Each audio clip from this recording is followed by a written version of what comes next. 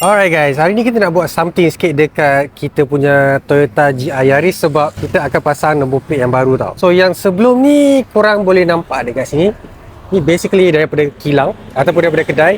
So dia bagi dekat aku macam gini je, nombor pun besar. So tak kenalah kalau pakai yang lama ni. So apa yang aku akan buat, kita akan cabut dulu sebab aku kalau tak nak frame ni tau.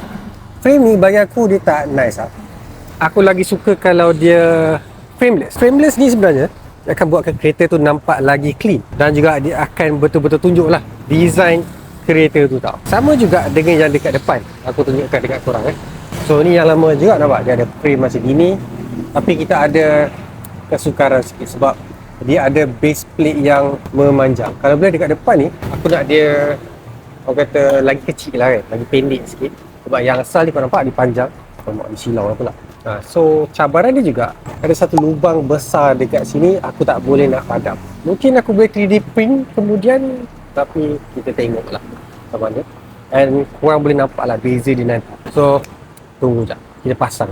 So kalau korang nak tengok result bila dah pasang yang frameless punya nombor plate, stay tune guys dan juga komen lah. So aku tahu korang sebenarnya nak tengok kereta GR Yaris ni pakai nombor plate yang frameless, bukan macam gini yang nampak lagi nice. Nanti aku akan tunjukkan dekat korang.